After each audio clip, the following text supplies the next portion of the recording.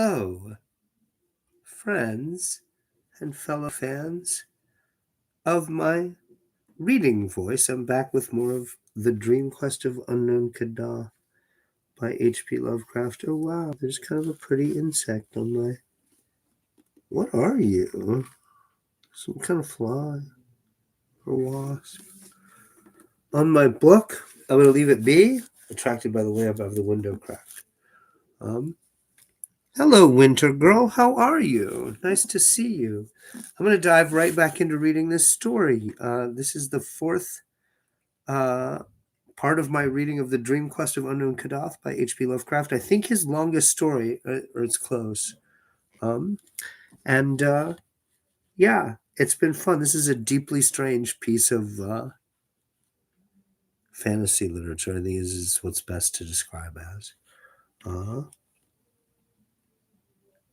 I try to keep myself as quiet as possible and keep this as sort of ASMR tone, but I do, like, I'll interact with the chat, particularly if we're talking about the book. So,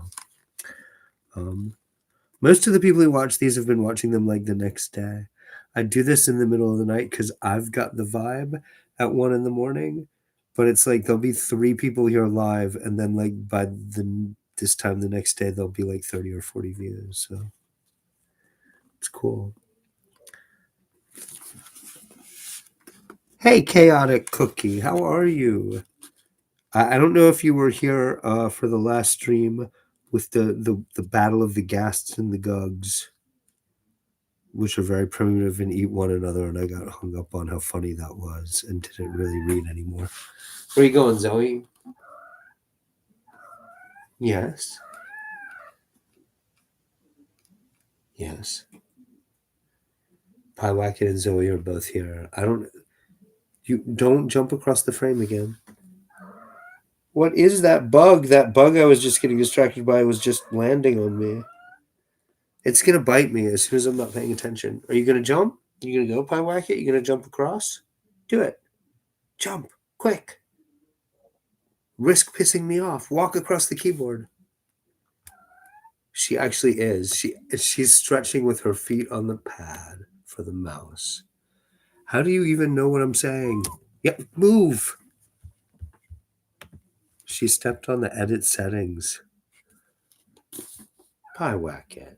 What is this? Don't encourage your sister. She's retarded. You left a while before the stream's end? Well, you're here in time for me to read Sleepy Time reading, because this is very sleepy time. I trance out while I'm reading this story. Pyewacket, you're really in the way. Thank you. So at length Carter crawled through endless burrows with 3 helpful ghouls bearing the slate gravestone of Colonel Nehemiah Derby, obit 1719, from the Charter Street burying ground in Salem. When they came again into open twilight, they were in a forest of vast lichened monoliths reaching nearly as high as the eye could see and forming the modest gravestones of the Gugs. On the right of the hole out of which they wriggled, and seen through aisles of monoliths, was a stupendous vista of cyclopean round towers mounting up illimitable into the gray air of inner earth. This was the great city of the Gugs, whose doorways are 30 feet high. Ghouls come here often, for a buried Gug will feed a community for almost a year, and even with the added peril, it is better to burrow for Gugs than to bother with the graves of men. Carter now understood the occasional tightened bones he had felt beneath him in the Vale of Kadath. Straight ahead, and just outside the cemetery, rose a sheer perpendicular cliff at whose base an immense and forbidding cavern yawned. This the ghouls told Carter to avoid as much as possible, since it was the entrance to the unhallowed vaults of Zin where Gugs hunt ghasts in the darkness. And truly, that warning was soon well justified, for the moment a ghoul began to creep toward the towers to see if the hour of the Gugs' resting had been rightly timed, there glowed in the gloom of that great cavern's mouth first one pair of yellowish red eyes and then another, implying that the Gugs were 1 century less, and that ghasts have indeed an excellent sharpness of smell. So the ghoul returned to the burrow and motioned his companions to be silent. It was best to leave the ghasts to their own devices, and there was a possibility that they might soon withdraw, since they must naturally be rather tired after coping with a Gug sentry in the black vaults. That weird little fly, whatever it is bouncing against my face. If you're watching, you might want to amuse yourself by watching for it and watching me pretend it's not happening. There it is. Or maybe I'm just high. You know what? I'll just pretend I'm hallucinating that bug. Sweet's really good, man. It's really good weed.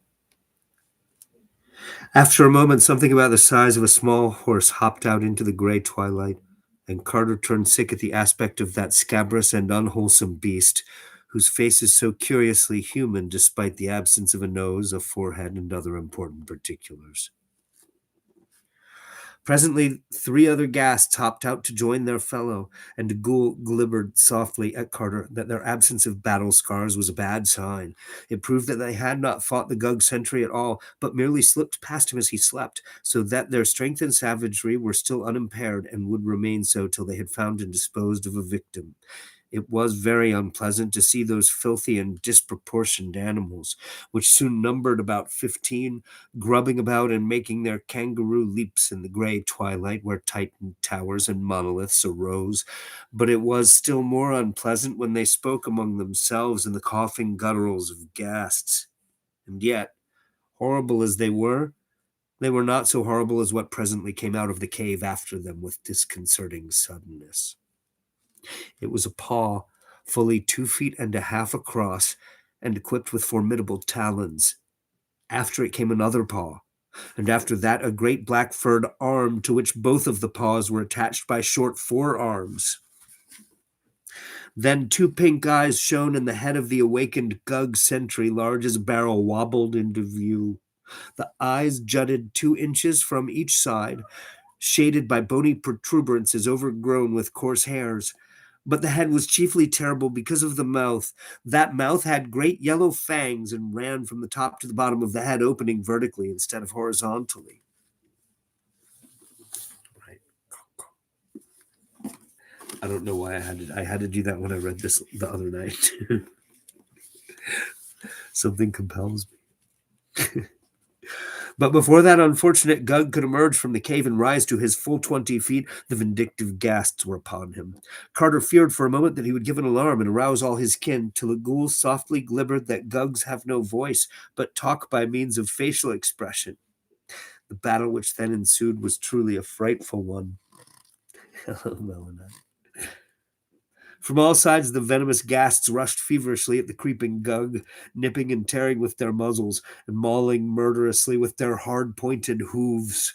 All the time they coughed excitedly, screaming when the great vertical mouth of the Gug would occasionally bite into one of their number, so that the noise of the combat would surely have aroused the sleeping city had not the weakening of the sentry begun to transfer the action farther and farther within the cavern. As it was, the tumult soon receded altogether from sight in the blackness, with only occasional evil echoes to mark its continuance. Then the most alert of the ghouls gave the signal for all to advance, and Carter followed the loping 3 out of the forest of monoliths and into the dark, noisome streets of that awful city whose rounded towers of cyclopean stone soared up beyond the sight. Silently they shambled over that rough rock pavement, hearing with disgust the abominable muffled snortings from great black doorways which marked the slumber of the Gugs. Apprehensive of the ending of the rest hour, the ghouls set a somewhat rapid pace. So the Gugs, these 20-foot-tall monsters, they just lie around napping like racist cartoon Mexicans at siesta time. They just flop down anywhere. And they make horrible noises. I get it. All right. It's Gug siesta. Apprehensive of the ending of the rest hour, the ghouls set a somewhat rapid pace. Maybe I'm a Gug. Do you have a vertical mouth? Because they have vertical mouths.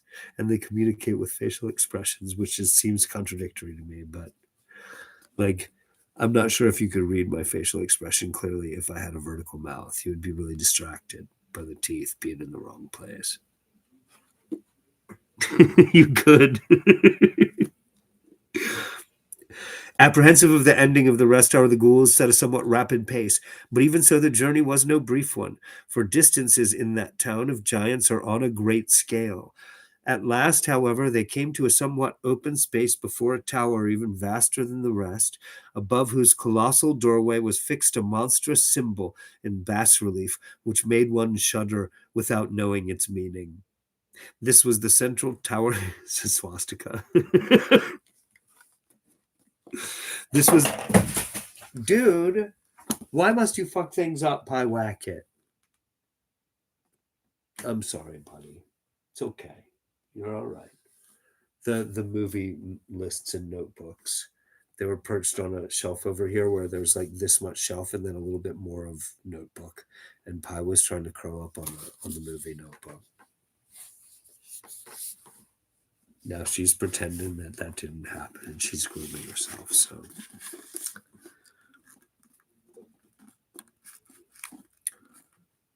I'll let her recover her dignity. I guess it's too late, really. She knows I'm telling you about this.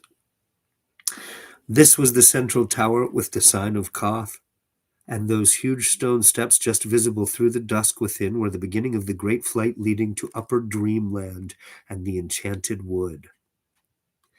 There now began a climb of interminable length in utter blackness, made almost impossible by the monstrous size of the steps, which were fashioned for gugs and were therefore nearly a yard high. Of their number, Carter could form no just estimate, for he soon became so worn out that the tireless and elastic ghouls were forced to aid him. All through the endless climb there lurked the peril of detection and pursuit, for though no gug dares lift the stone door to the forest because of the Great One's curse, there are no such restraints concerning the tower and the steps, and escaped ghasts are often chased even to the very top. So sharp are the ears of Gugs that the bare feet and hands of the climbers might readily be heard when the city awoke, and it would, of course, take but little time for the striding giants, accustomed from their ghast hunts in the vaults of Zin to seeing without light, to overtake their smaller and slower quarry on those cyclopean steps. It was very depressing to reflect that the silent pursuing Gugs would not be heard at all, but would come very suddenly and shockingly in the dark upon the climbers. Yeah, that is depressing.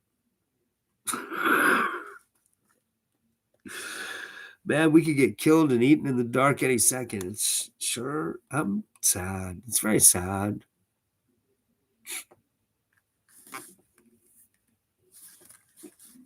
Nor could the traditional fear of Gugs for ghouls be depended upon in that peculiar place where the advantages lay so heavily with the Gugs. There was also some peril from the furtive and venomous ghasts, which frequently hopped up into the tower during the sleep hour of the Gugs. If the Gugs slept long, and the ghasts returned soon from their deed in the cavern, the scent of the climbers might easily be picked up by those loathsome and ill-disposed things, in which case it would almost be better to be eaten by a Gug. I swear he knows I'm going to start laughing when he brings ghasts and Gugs and ghouls into it. Somehow all three is one too many for me, and I just start to lose it. In a good way. In a good way. Why are Gugs so funny? I mean, he knows the Gugs are funny, right? Like, that's on purpose, right? I hope. Then, after eons of climbing, there came a cough from the darkness above, and matters assumed a very grave and unexpected turn. It was clear that a ghast, or perhaps even more, had strayed into that tower before the coming of Carter and his guides, and it was equally clear that this peril was very close. After a breathless second, the leading ghoul pushed Carter to the wall and arranged his two kinsfolk in the best possible way, with the old slate tombstone raised for a crushing blow whenever the enemy might come in sight. Ghouls can see in the dark, so the party was not as badly off as Carter would have been alone. Yeah, this is all in the dark? I'm not sure he would have been there at all. In another moment, the clatter of hooves revealed the downward hopping of at least one beast, and the slab-bearing ghouls poised their weapon for a desperate blow. Presently, two yellowish red eyes flashed into view, and the panting of the ghast became audible above its clattering. As it hopped down to the step just above the ghouls, they wielded the ancient gravestone with prodigious force, so that there was only a wheeze and a choking before the victim collapsed in a noxious heap. There seemed to be only this one animal, and after... Oh, animals? Are they animals? I didn't know. I mean, I guess they're not vegetable or mineral. There seemed to be only this one animal, and after a moment of listening, the ghouls tapped Carter as a signal to proceed again. As before, they were obliged to aid him, and he was glad to leave that place of carnage where the ghast's uncouth remains sprawled invisible in the blackness. Hear the train. Love the train. Pyewacket, by the way, is on the stand next to me again. I don't want to move the laptop just to show you, but there's this little like column here. She did this last time I read Lovecraft. Like she's now decided like she perches over me while I read Lovecraft, which is cool. Lovecraft would appreciate it. Of course, his cat wasn't named Pyewacket.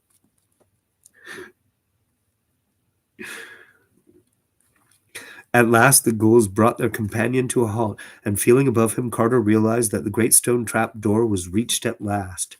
To open so vast a thing completely was not to be thought of, but the ghouls hoped to get it up just enough to slip the gravestone under as a prop and permit Carter to escape through the crack. They themselves planned to descend again and return through the city of the Gugs, since their elusiveness was great, and they did not know the way overland to spectral Sarcoman with its lion-guarded gate to the abyss. Mighty was the straining of those three ghouls at the stone of the door above them, and Carter helped push with as much strength as he had. They judged the edge next the top of the staircase to be the right one, and to this they bent all the force of their disreputably nourished muscles.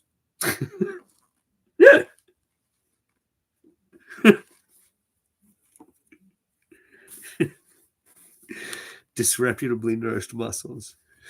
After a few moments, a crack of light appeared, and Carter, to whom that task had been entrusted, slipped the end of the old gravestone in the aperture.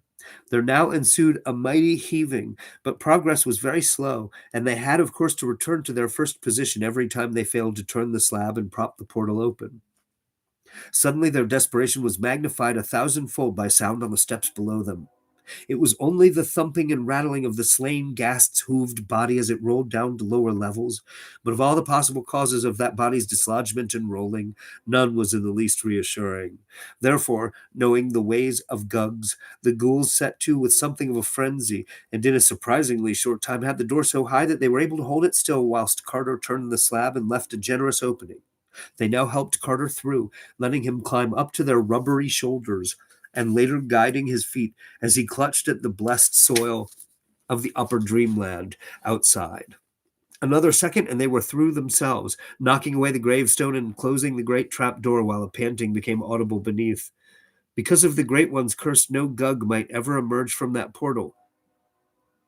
So with a deep relief and sense of repose, Carter lay quietly on the thick, grotesque fungi of the enchanted wood while his guides squatted near in the manner that ghouls rest.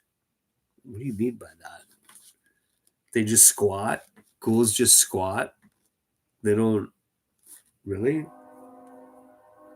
Also, if there's a curse and the Gugs can't come up, why does it need a lid? Like, they didn't need a lid on the door, on the staircase. Like, so he didn't need them, except that it was dark. This story is so weird. I'm not... It's just logical enough to make you start fussing at how logical it isn't. It's very Alice in Wonderland. You know what? That is one of the models for this story, isn't it? Alice in Wonderland. How had I not noticed that before?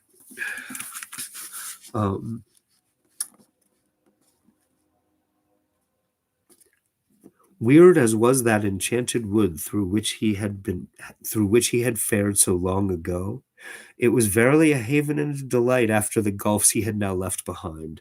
There was no living denizen about, for Zoogs shunned the mysterious door in fear, and Carter at once consulted with his ghouls about their future course. Okay, the Zoogs are the rodent-like things that cats eat, right? See, I was here. I remember. I'm ready for the test.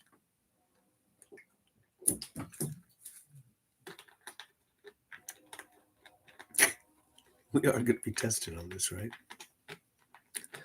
What do you mean I'm the professor?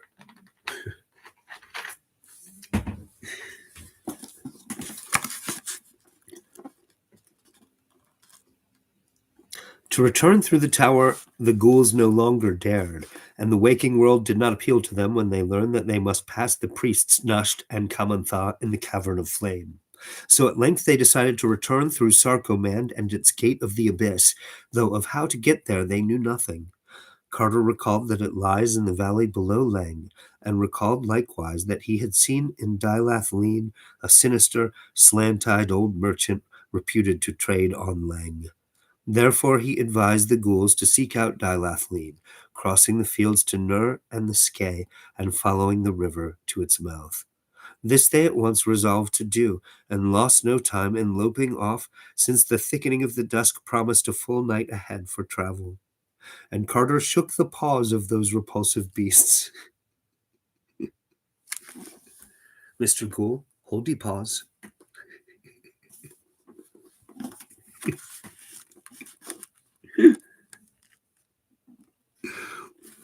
They have hooves and paws. Oh wait, the other guys have hooves, not these guys. The oh my god, is it Gugs or Ghasts that have hooves? You know what? It's fine. I don't need to know. I don't think. Was just threatening to get us all tested on this. I don't know, man. Please don't test me. Which things eat which things?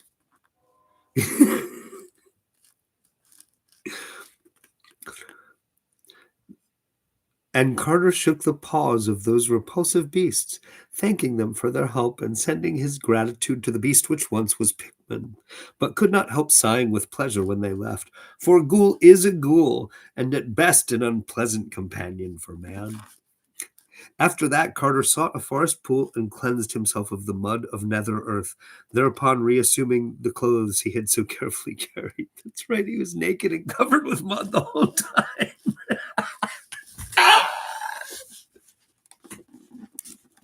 I forgot. I wasn't the one who was naked and covered with mud, so It was now night in that redoubtable wood of monstrous trees, but because of the phosphorescence one might travel as well as by day. Wherefore Carter set out upon the well-known route toward Celophaeus in Uthnarge beyond the Tenarian hills. And as he went, he thought of the zebra he had left tethered to an ash tree on Engrenek in faraway Oriab so many eons ago, and wondered if any lava-gatherer had fed and released it.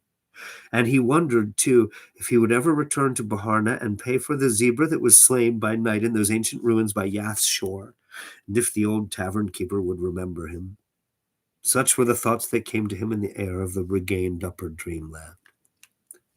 But presently his progress was halted by a sound from a very large hollow tree.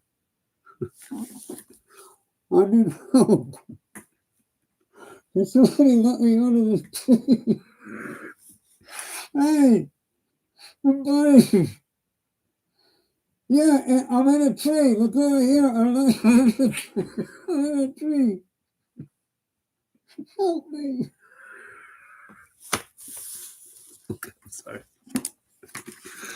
Hold on. This is why I can't have nice things. See, this book's falling apart. You see that? The book's trying to escape. Escape this treatment. Sorry. This is also is because I am literally intentionally getting too stoned to do this before I do this. Every time. It's just going to get worse. I'm going to get better at getting too stoned to do this. Oh my god, Zoogs, where was I? Right. But presently his progress was halted by a sound from a very large hollow tree. He had avoided the great circle of stones, since he did not care to speak with Zoogs just now, but it appeared from the singular fluttering in that huge tree that important councils were in session elsewhere.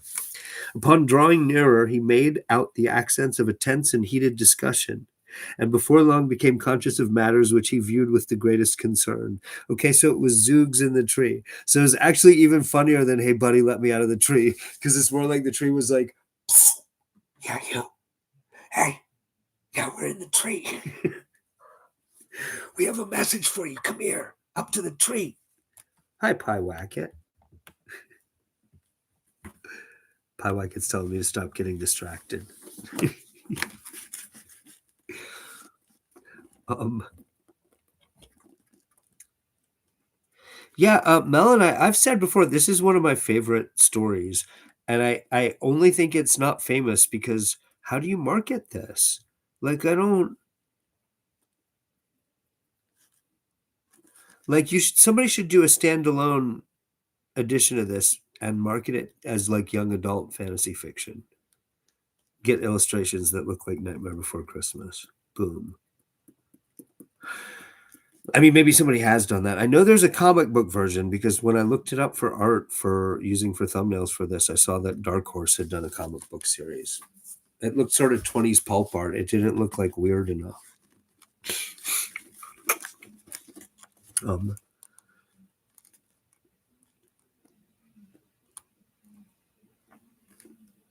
Upon drawing nearer, he made out the accents of a tense and heated discussion, and before long became conscious of matters which he viewed with the greatest concern. For a war on the cats was under debate in that sovereign assembly of Zoogs. It all came from the loss of the party which had sneaked after Carter to Ulthar, and which the cats had justly punished for unsuitable intentions. Okay, I love that he's invented like 6 different kinds of supernatural monster and also is treating cats like they are a supernatural monster. In this story, cats are at war with Zoogs and they fly to the moon. They're not actually cats.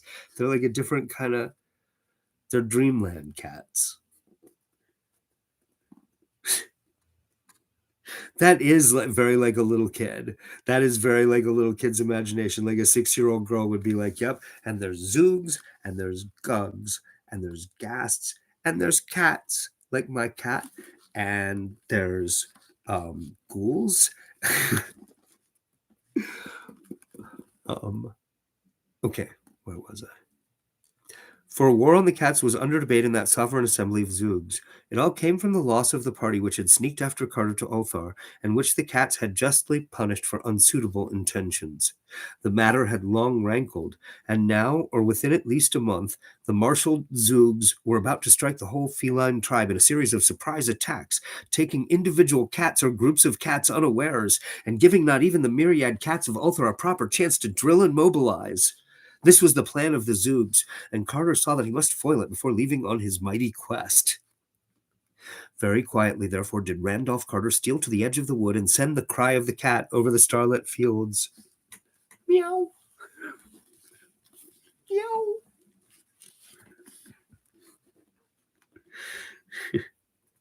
And a great grimalkin in a nearby cottage took up the burden and relayed it across leagues of rolling meadow to warriors large and small, black, gray, tiger, white, yellow, and mixed, and it echoed through Nur and beyond the sky, even into Ulthar, and Ulthar's numerous cats called in chorus and fell into a line of march. It was fortunate that the moon was not up, so that all the cats were on earth. Swiftly and silently leaping, they sprang from every hearth and housetop and poured in a great furry sea across the plains to the edge of the wood. Carter was there to greet them, and the sight of shapely, wholesome cats was indeed good for his eyes after the things he had seen and walked with in the abyss. He was glad to see his venerable friend and one-time rescuer at the head of Ulthar's detachment, a collar of rank around his sleek neck and whiskers bristling at a martial angle. Better still, as a sub-lieutenant in that army was a brisk young fellow who proved to be none other than the very little kitten at the inn to whom Carter had given a saucer of rich cream on that long-vanished morning in Ulthar. He was a strapping and promising cat now, and purred as he shook hands with his friend. His grandfather said he was doing very well in the army, and that he might well expect a captaincy after one more campaign.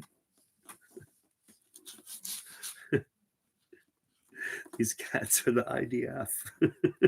Oh, that's very nice. Your son's in the service. I mean, why are you guys killing Zoogs to begin with? To show them a lesson. That's what you said, right? They didn't like their attitude. They didn't like their attitude, and so they killed them. And there was going to be a sneak attack on them. They are the IDF.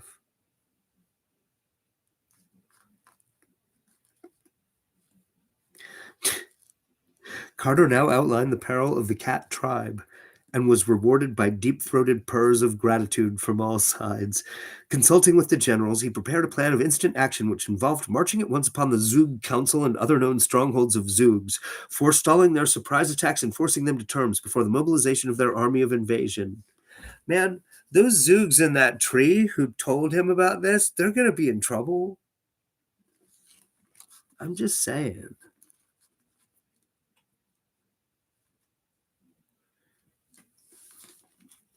Thereupon, without a moment's loss, that great ocean of cats flooded the enchanted wood and surged around the council tree and the great stone circle. Flutterings rose to panic pitch as the enemy saw the newcomers, and there was very little resistance among the furtive and curious brown Zoogs. They saw that they were beaten in advance, and turned from thoughts of vengeance to thoughts of present self-preservation. Half the cats now seated themselves in a circular formation with the captured Zoogs in the center, leaving open a lane down which were marched the additional captives rounded up by the other cats in other parts of the wood. Terms were discussed at length, Carter acting as interpreter, and it was decided that the Zoogs might remain a free tribe on condition of rendering to the cats a large annual tribute of grouse, quail, and pheasants from the less fabulous parts of their forest. They don't have to let them build settlements. Not yet. 12 young Zoogs of noble families were taken as hostages to be kept in the Temple of the Cats at Ulthar, and the victors made it plain that any disappearances of cats on the borders of the Zoog domain would be followed by consequences highly disastrous to Zoogs. These matters disposed of, the assembled cats broke ranks and permitted the Zoogs to slink off one by one to their respective homes, which they hastened to do with many a sullen backward glance. The old cat general now offered Carter an escort through the forest to whatever border he wished to reach, deeming it likely that the Zoogs would harbor dire resentment against him for the frustration of their warlike enterprise. This offer he welcomed with gratitude, not only for the safety it afforded, but because he liked the graceful companionship of cats. So, in the midst of a pleasant and playful regiment, relaxed after the successful performance of its duty, Randolph Carter walked with dignity through that enchanted and phosphorescent wood of Titan trees, talking of his quest with the old general and his grandson, whilst others of the band indulged in fantastic gambols or chased fallen leaves that the wind drove among the fungi of the primeval floor. And the old cat said that he had heard much of unknown Kadath in the cold waste, but did not know where it was. As for the marvelous Sunset City, he had not even heard of that, but would gladly relate to Carter anything he might later learn. He gave the seeker some passwords of great value among the cats of Dreamland, and commended him especially to the old chief of the cats in Celophaeus, whither he was bound. That old cat, already slightly known to Carter, was a dignified Maltese, and would prove highly influential in any transaction. It was dawn when they came to the proper edge of the wood, and Carter bade his friends a reluctant farewell. The young sub-lieutenant he had met as a small kitten would have followed him had not the old general forbidden it, but that austere patriarch insisted that the path of duty lay with the tribe and the army. So Carter set out alone over the golden fields that stretched mysterious beside a willow-fringed river, and the cats went back into the wood.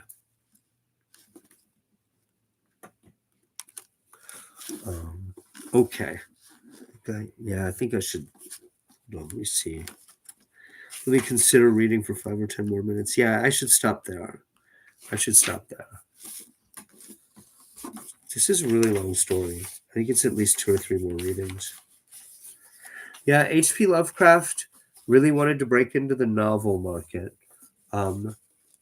At the time, in the era of pulp magazines, writing full-length novels that would be accepted for book publication, it was a huge step up. It was like the difference between movies that play in theaters and movies that just go straight to home video. Gug.